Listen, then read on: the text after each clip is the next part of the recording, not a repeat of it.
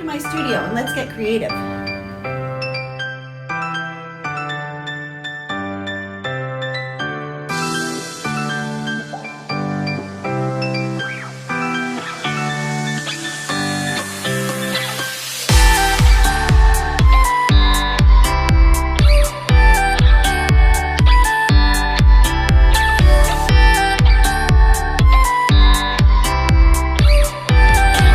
Today we're going to draw a cityscape on a piece of styrofoam to create a printing plate.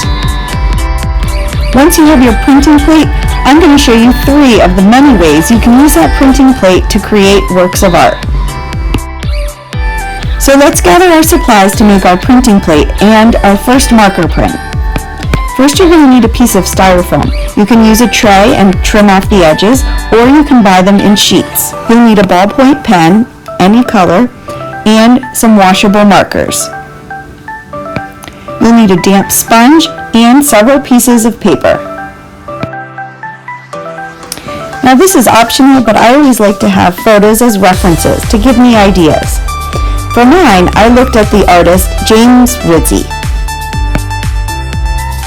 Starting with a practice sketch is always a great idea and very helpful. You can look at your reference sheets or get any ideas you have and gather them together and start putting them down on paper until you're confident to move on using the pen on the styrofoam.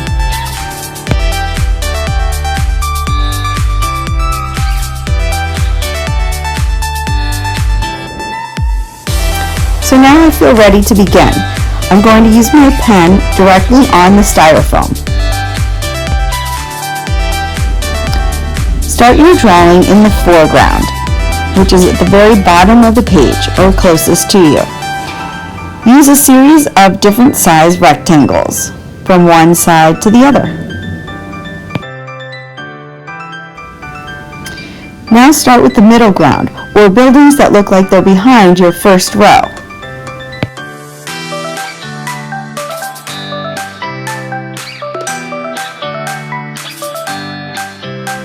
If you have the space, go ahead and add another layer. Layering will create distance and show depth in your artwork.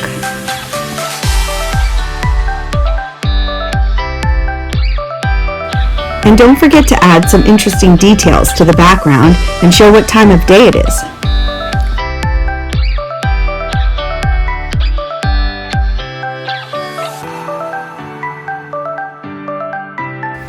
Aim for variety in your artwork. Different sizes of buildings make each one unique.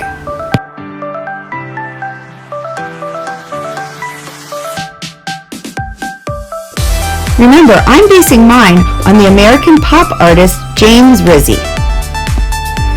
I love his bold lines, colors, interesting shapes, and very whimsical cartoon-like faces.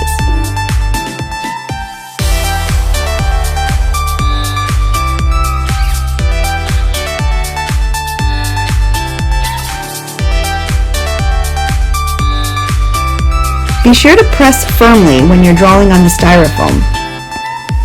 You should be able to feel where you drew with your fingers. It'll create an indentation. This will ensure that your lines show up bold and clear when you make a print.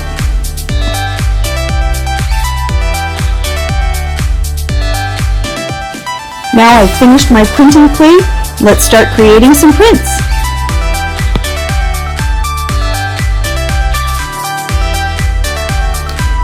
Be sure to use washable markers. My favorites are Mr. Sketch and Crayola.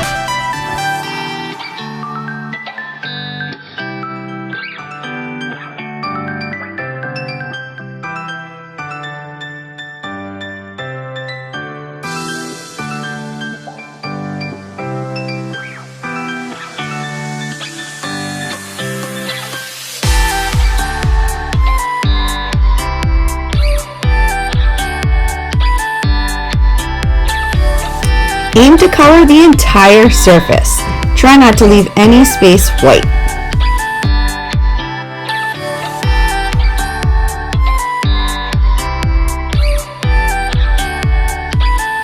You may want to even experiment with mixing some colors to see what happens when we make a print.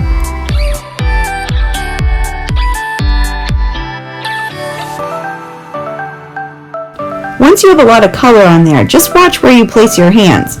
If you set them on top of the ink, it could print right on your hands. I try not to lay my arm on it when I'm coloring, and I hold it with my fingertips just on the edge.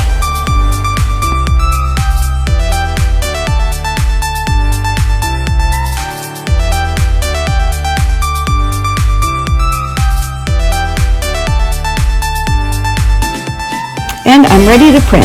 So grab a damp sponge and a piece of paper.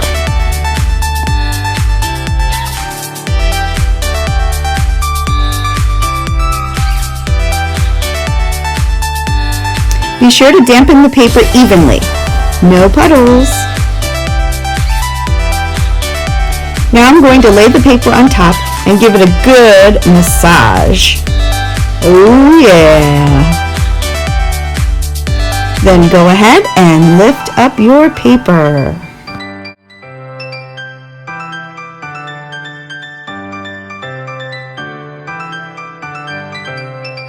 Now let's try our printing plate with some different materials.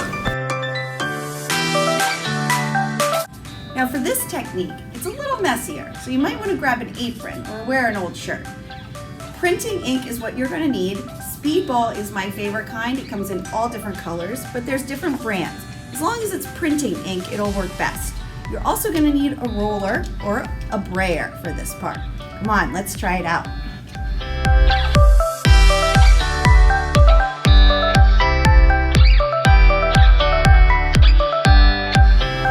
When rolling out your printing ink, it's important to keep it thin but evenly coated.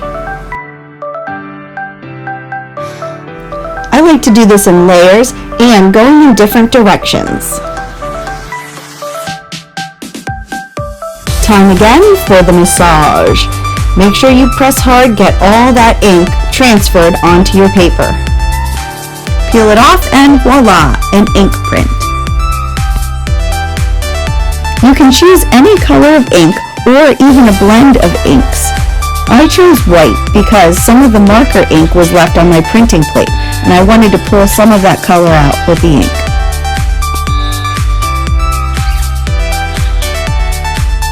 Your printing plate is washable and reusable, so you can use it over and over again and try it out with many different materials.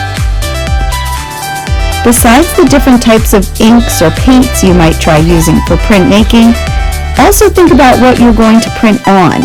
What different types of papers could you print on? Or what other materials could you use to layer your artwork? And for this last technique I'm going to show you, I'm using watercolors to create some backgrounds. Then I'm going to use the ink and print right over top.